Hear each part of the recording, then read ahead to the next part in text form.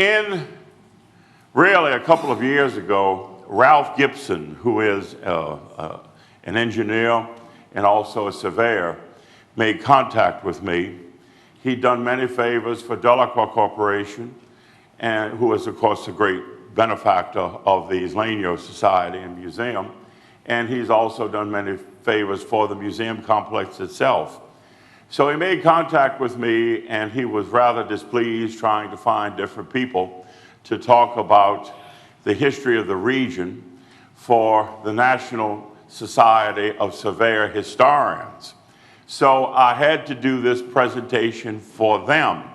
And of course, since we're dealing with surveyors, even though I can speak rather the way that a glib Irishman can do, it's very hard to describe maps. But I think you'll find it all very interesting, the images. And what I did was to tie the history of New Orleans and the cartography that we have in our local archives to St. Bernard Parish to show how everything was interrelated. So let's see, I guess. Here, so now we'll look at New Orleans. And this is a plan of the city of New Orleans that you all will recognize from 1722. It was done by Adrien Dupuget. It's very important to remember that the French established New Orleans where they did in order to have a community, a city, close to the mouth of the river, but not as subject to flooding as it would have been, say, if we'd built it at the Balize, at the mouth of the river, or other places closer to the mouth. So Bienville selected the site of the city. And then, of course, by the end of the first French tenure here, and then throughout the Spanish tenure, the officials recognized that whomever held, owned, controlled New Orleans controlled access to the mouth of the Mississippi River. And whoever controlled access to the Mississippi River mouth controlled the valley, the Mississippi Valley. This is why Canary Islanders, more than 3,000, were recruited to settle in Louisiana by the Spanish government. And this is why the Spanish government brought to Louisiana the vast majority of Acadian refugees who had gone back to France.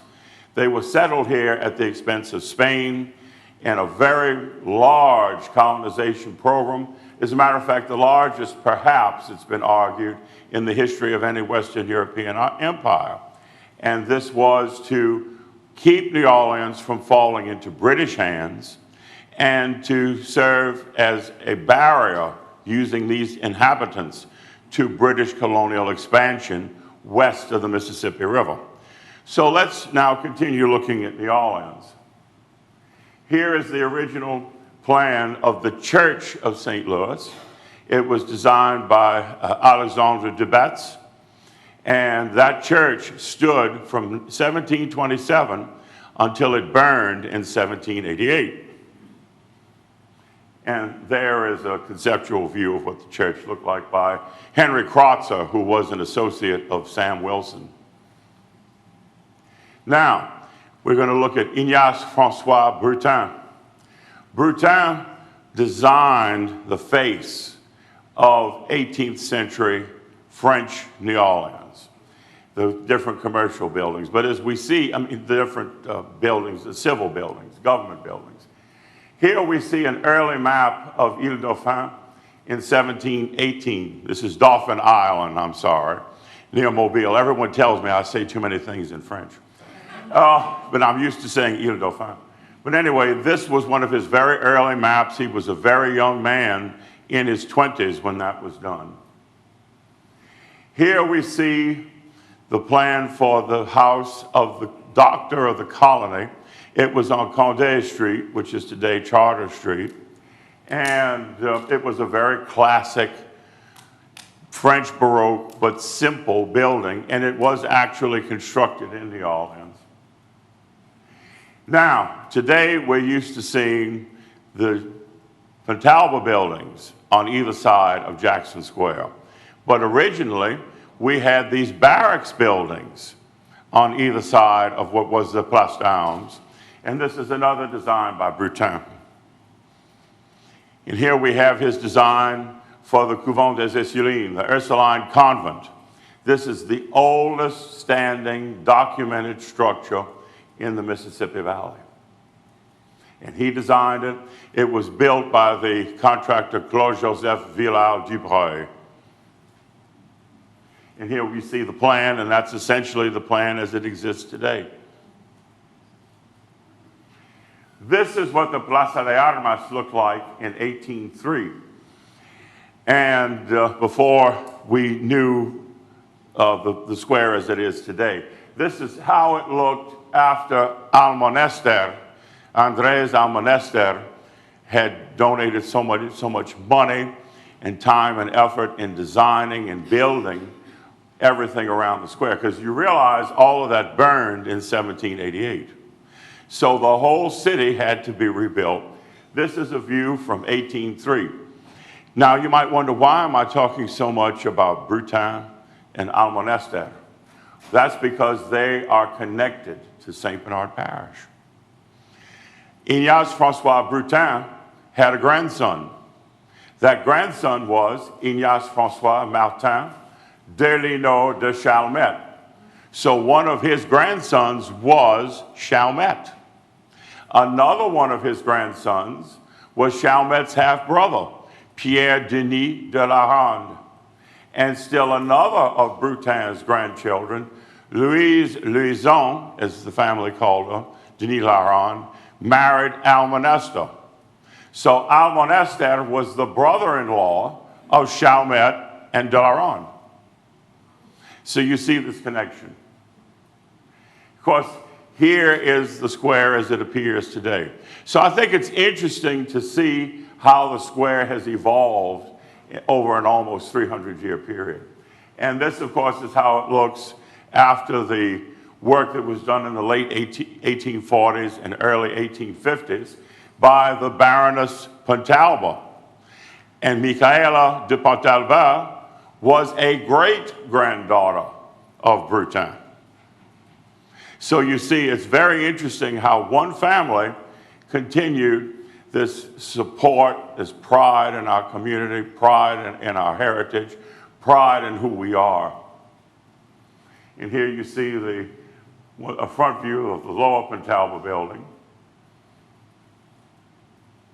And here you see a side view of it. You know, she had several architects working on the Pontalba building. She was very, very hard to work with. And according to her first cousin, Bernard de Marigny, she really did go up scaffolds in bloomers to see that the bricks were being properly placed. She was absolutely fanatical about, since she was spending the money, making certain that it was properly spent. And I know she would be very angry for me saying this, but in that context, she rather sounds like a female Lindeen.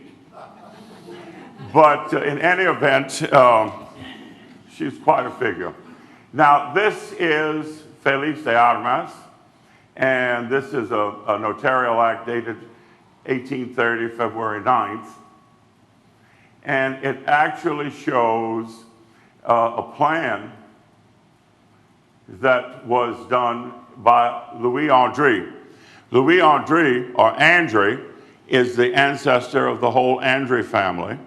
He was one of the great surveyors and one of the great figures in colonial Louisiana. He succeeded Olivier de Vezin and Brutin as the surveyor general of Louisiana. And then he was preserved in that position by the Spaniards. They found him utterly indispensable. And André, as a matter of fact, did a wonderful plan of what would become the Delaron Plantation in 1770. Very interesting about poor André. He left Louisiana in 1775 in order to explore what is today the Texas Gulf Coast. And on his voyage of exploration, he made the great mistake of making landfall. He was captured by cannibals, literally, and met a horrible end. But Governor Galveston was very good to his widow and it was a great mark of virtue and respect on the part of Galvez in Spain that they took care of his wife. This is Andrés Almonester. He was born in Mairena, near Sevilla in Spain. He came from a family of minor nobles. He paid to become the royal notary here in Louisiana. He had a great sense of business, and by the time that he died in 1798, he was the preeminent colonist in Louisiana by virtue of the different offices he held and also the great wealth that he had amassed. Here we see the original St. Louis Cathedral. This is how it looked in 1794. You know, Spain was most interested in reconciling Louisiana to Spanish rule. So she welcomed Frenchmen and she welcomed those who would live as good Spaniards. So this cathedral, as well as the Cabildo and the Presbytère, were all designed by a Frenchman who was an engineer and an architect, Gilbert Guillemard. And he remained in the service of Spain and actually followed the Spaniards to West Florida after we became American. So now, beyond New Orleans to the Battle of New Orleans site. This is the map of 1723, more or less, in the Newberry Library. No one really knows who the author of it is. There's been some supposition that it was Dupoget, it could have been Brutin, it could have been de Batz, any of those early people. And it shows all of the plantations 10 leagues above New Orleans going to what was called the Côte des Allemands, or the German coast, and then 10 leagues below New Orleans, going down really to about, that's lower than Dalcourt, about Wills Point in Plaquemine Parish. So you can see how that there were very few people living there. And then please note the bend in the river. It's marked Détour des Anglais, English Turn. Today we think of English Turn as a place in Plaquemine Parish, but actually the turn is at Poydras. And I remember Ben Meyer, I don't know how many of you knew him, he was the historian in Plaquemine Parish. And he was the last sugar planter in Plaquemine Parish after the crevasses.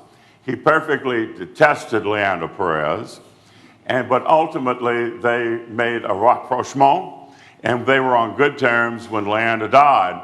But I remember one day showing this map to Ben, and he looked at me and he said, I always knew you people in St. Bernard Parish would find out that English Turn was really in St. Bernard. So we were good friends. But anyway, so let's see this. This is a cutaway from the map, and then it shows you what would become Bywater, Holy Cross, and St. Bernard Parish on the upper side. You'll note that point in the river. That's what was called Pointe Saint-Antoine, for Antoine de Chateauguay, who was the younger brother of Bienville and Iberville. And that's about where the Delaron plantation was. And then you'll see on there Marais du Puy and Marais de la Tour. That's where the Chalmette battlefield that we know today was established. Now, the next thing we have is the tour map of 1815. And it's very interesting. It shows the areas that were occupied directly during the Battle of New Orleans by the British. And then it shows the plantations that were most involved: Macarty, Chalmette, Bienvenue, Denis-la-Ronde, Lacoste, and Jumonville. And then here we have the 1834 map by Charles Zimpel. It was Zimpel who laid out Carrollton. That's why there is a Zimpel Street there. He had been an officer in the Prussian army, as I remember, and had come to New Orleans and became very active as a map cartographer and also working with different real estate developers. And so you see that by 1834, well, first of all, by 1834, you see the racetrack, and just below that, an uneven line. That's Fisherman's Canal. That's what became the western boundary of St. Bernard Parish in 1817. Fisherman's Canal. Just above that is Jackson Barracks. That's what became the western boundary of St. Bernard in 1875. So remember, in 1815, the parish boundary was at Poydras. So that's why many people have called this the Battle of New Orleans, because that riverfront was in Orleans Parish and not St. Bernard. And of course, the reason that the boundary changed was that the sugar planters did not want to pay Orleans Parish taxes. So you see, history repeats itself, things never change. But there, as you come down, you see the Saint-Amand brothers. They were free people of color who purchased the Chalmette plantation from Denis Laurent, who foreclosed on his half-brother's plantation because he had sustained terrible losses himself. So in any event, you see how other than that tract in the middle, there were all those smaller tracts, and that had all been the Chalmette plantation. Coming down is the Antoine Bienvenu plantation, and then this map shows Versailles. And this is the earliest map showing the designation or the name Versailles for the Delaronde plantation. And as a matter of fact, in 1833, in the newspaper article announcing the development being opened, it says Delaronde's plantation to be named Versailles. So Delaronde did not name his plantation Versailles. And also, this is the earliest map that we know of that shows the alley of oaks extending from the house to the river. Now, what a wonderful map this is. This came from the New Orleans Notarial Archives. And this was the tract that Numa and Adolphe Tremet owned. They were the grandsons of Claude Tremet, who opened the Faubourg Tremet, and then their father was Benoit Tremet. This house stood on the property which was later occupied by the LeBeau House. And it's one of the, Gene Cizik believes that this was probably, just looking at the house, looking at the pitch of the roof, looking at the dormers, it was probably the home, though we have not been able to document that, of Governor Vaudreuil, who was an earlier owner of the property. And you see not only the house, but you see the slave cabins, the slave quarters, and the different dependencies. And you see they're a very classic house in terms of Louisiana architecture that could easily have dated to the early 18th century. Here you see another view, and you see the brown roof, that's a cypress shake roof. This is in the New Orleans Notarial Archives. So here now, that house was replaced by Lebeau, which was completed by Francois Barthélemy Lebeau before his death in 1857. It appears that the actual construction began in 1855 from mortgage records that we found. Now, Chalmette Plantation. And actually, you know, there are no surviving portraits of Chalmette. His house had to be destroyed by the Americans because the British had put snipers in the house and they were firing on the British. So Jackson had no choice other than to bomb it and destroy it. So we don't know what he looked like, but if you look on the lower left-hand side, you can see D-E-L-I-N-O. That is Chalmette's signature. And you know, one of the things that always really bothers me and bothered so many of my relatives was that people had no idea that Chalmette was a living, breathing man at one point. He was born in New Orleans in 1755. He died shortly after the Battle of New Orleans, a broken person, in 1815. He had served in the Galvez expedition. He had been commandant of the Arkansas Post, so that he had a distinguished military career. His wife grew tired of the children running barefoot in Arkansas. So she insisted that they return to New Orleans, and so he retired in 1794, and he became an indigo planter and then later converted to sugar. And here you see this is also an interesting map that comes from the time that Chalmette actually purchased the upriver plantation from the original one he had. And if you look kind of in the middle, you'll see a large kind of rectangle just above the Mississippi. That was Chalmette's house. That is the house that was destroyed by Jackson. And here again, you see the Latour map, and you see how that map is very similar to the Lafon map that was done about 5 years earlier.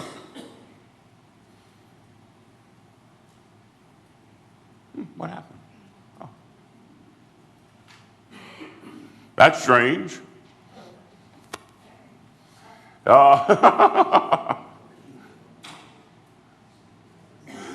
Here we go. You know, this is why dinosaurs like me don't like technology. But I had to have it to do this. So here we have Chalmette's half-brother. He was Pierre Denis de Laronde, and he was born in New Orleans in 1762. He died in 1824. He's buried in St. Louis Cemetery number 2. He was a veteran of the Galvez expedition. He fought in all the engagements of the Galvez expedition. He was the second commandant of St. Bernard Parish. He assisted his first cousin, who was like his brother, Pierre-Philippe de Marigny, in settling the Isleño colonists. He became completely fluent reading, writing, and speaking the Spanish language. He was a member of the Spanish Cabildo. Then, when we became American, he was a delegate to the first state constitutional convention in 1812. Then he had been captain of the 3rd of the Volunteers of the Mississippi, which was the Spanish militia regiment for Plaquemine and St. Bernard. That was reconstituted as the 3rd Regiment of Louisiana Militia, and he led that detachment in the Battle of New Orleans, particularly in the night battle. And of course, when he died in 1824, he was Major General of the state militia. So here we have one of the great figures in the history of St. Bernard and Louisiana. And here you see the map from Latour that shows the De Laronde plantation. It shows Jumonville, Lacoste, and as you see on this map, there's no indication. De Laronde is on the far left side. You see in 1815, no trees. What's in front of the house is the parterre garden. And then you can see that parterre garden also in the Zimpel map. The parterre is there, and then the trees are in front of it. This is what the house looked like shortly before it burned in 1885. And what happened to the house, I remember Frank Fernandez and I just shaking our heads. The police jury at the time said that the house was a safety hazard, that derelicts and animals were living in it, so they're the ones who ordered it to be destroyed. Aren't you happy, Judy, that when you were a council person, you didn't have to face that? Now, here we look at Brutin. Look at the pitch of that roof. Brutin was De Laronde's maternal grandfather. Sam Wilson, the great architectural historian, conjectured that De Laronde was influenced by the work of his grandfather. And as you see the pitch of the roof, the gallery in front, the gallery in back, this was the intendant's house. It was never completed in New Orleans, but you see it's very similar. Here we have a photograph of the De Laronde ruins in 1930. They became very celebrated. You know, there was a great romance in Europe, and still is, about ruins. So people said that this was the Spanish plantation house at the battlefield of Chalmette, and of course it is where Pakenham's remains were brought to be prepared to be returned to Great Britain. Many British soldiers were treated and died in that house, January 8th, 1815. So it's truly hallowed ground. And then here in 1989, we began the process of doing a historic American building survey of what remained. And then in 1991, we completed the survey. And then, of course, just to tell you, Mike Baham loves to make fun of the fact that I was very upset when our former parish president tried to destroy the ruins. But actually, it was a lawsuit that we brought against the parish that we did not want to do that kept that from happening. And thank God I had the help of the Preservation Resource Center, Robert Cangellosi, and preservationists throughout the region, because that building is the only documented structure remaining from the battlefield, standing atop the battlefield from the time of the battle. I can't tell you how important it is. And of course, today, the Daughters of the British Empire have completed a wonderful stabilization of the site. So here's the Jumonville plantation. And Jumonville was where the British hospital was. And so here we see in 1768 the plan that was done by Pierre-Olivier de Vezin. Now, those of you who know about the early families of the ancienne population, the colonial elite of Louisiana, will recognize the name Olivier de Vezin. This man is the progenitor of the family. One of his daughters was the prioress of the Ursuline convent at the time of the Battle of New Orleans. So anyway, here we see the 1768 plan. It shows the principal house, outbuildings. It also shows what was called the Champ des Nègres, or where the slaves lived. And it shows the canal. By the way, the portions of that canal that still exist. And here again, you see a close-up of the house and the slave quarters. According to some accounts, apparently not only was the house involved at being the British hospital, but also all the buildings. Now, look at this, 1815. And you see that the house and the slave cabins are in virtually the same position. So there seems to be very little change. Now here we have the Población de San Bernardo. This is where St. Bernard began. And remember, the entirety of St. Bernard Parish was the battlefield, occupied either by American or British forces. This is Carlos Trudeau, or Charles Lavaux Trudeau, but he became known as Carlos. He was born in Montreal. He's actually an uncle or a relative of Justin Trudeau, who is the Prime Minister of Canada today. He was very fun-loving, but very, very prolific. His body, he was professionally prolific. His body, he was prolific in other ways too, but his body of maps forms the basis of all modern Louisiana cartography. This man is preeminent, one of the preeminent figures in our history, and he is the person who, with Delarande and Marigny, laid out the original Población de San Bernardo, the original parish of St. Bernard. Here you see a copy which we had in our clerk of court's office of one of Trudeau's maps.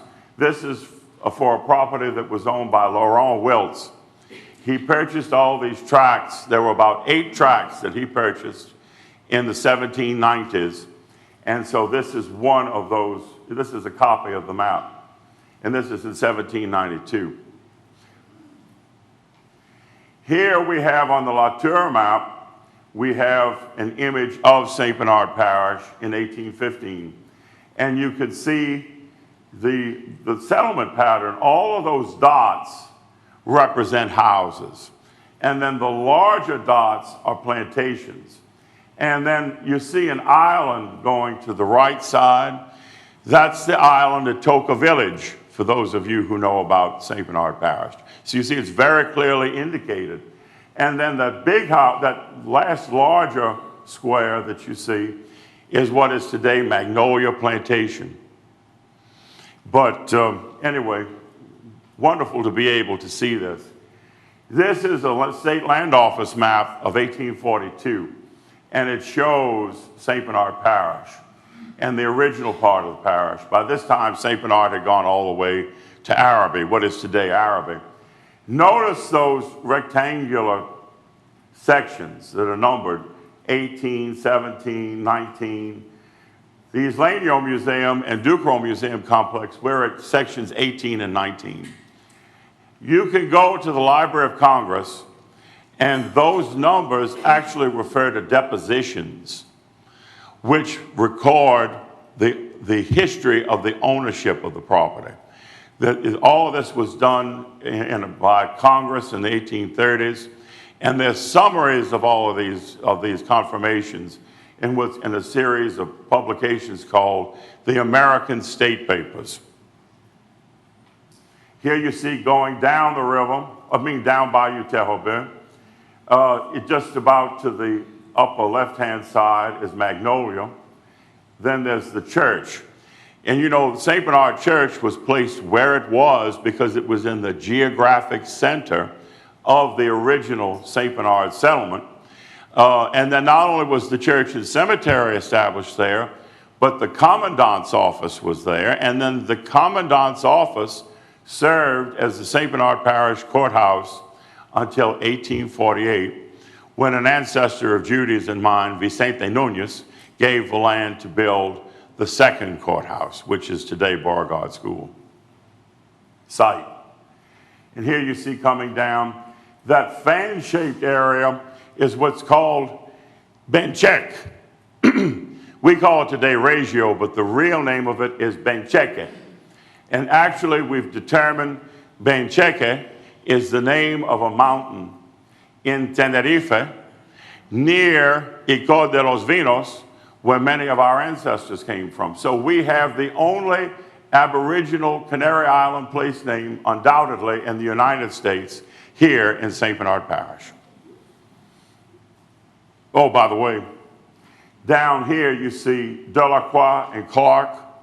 That's Delacroix Island. And as you see, in 1842, it was still a working sugar plantation.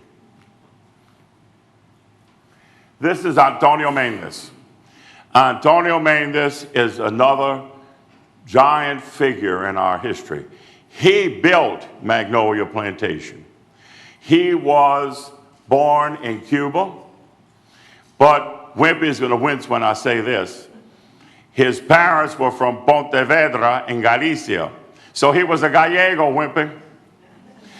Whenever we talk about Gallegos, that means someone that's hard-headed like me. So anyway, he was a Gallego, he was an attorney. He came here with Governor Galvez. He had a great career in the Cabildo, but he also had a great sense of business enterprise. So he and his partner, Manuel Solis, whom we now have documented was indeed a Sephardic Jew, they went ahead and they granulated in 1787 sugar for the very first time in Louisiana. At first they were interested in making tafia, which was a rum, but then they found out there was more money in granulating sugar, but they ran out of money to complete the experiments on the granulation process. So then Barré purchased many of the slaves and much of the equipment. And so he is the one who was able to find the funding to complete the experimentation, which developed a workable granulation process in Louisiana. So to Barré goes the credit, but we forget that it was Mendes and Solis who were actually the founders of the sugar industry in Louisiana. It's interesting when you read Pierre Clément de Lossac, who came in 1803, he said that the Canary Islanders brought the sugar cane here from Cuba, and that they planted it, and then at first they were making rum, and then later what happened, happened. Mendes, of course, quintessential Spaniard. He spoke French very fluently, though his written French is really Franish. It's French and Spanish. It's hysterical to read. And then he married Félicité Ducret. The Ducret were a very important family from St. Tammany Parish. Here you see something that really bothers all of us who know our history. This map shows the Gulf Coast region of the United States directly involved in the Battle of New Orleans. And I'll call your attention to Lake Bourne. I'll call your attention to those ridges that you see there extending out into the Biloxi Marsh, what we call Biloxi Marsh today. Look at what we had in 1815. Wimpy will know the Freemason Islands. The Chandeleur, look at the size of the Chandeleur Islands. Look at Ile Breton. Can you imagine looking at that map and thinking of what we have today, the peril that we all still live in?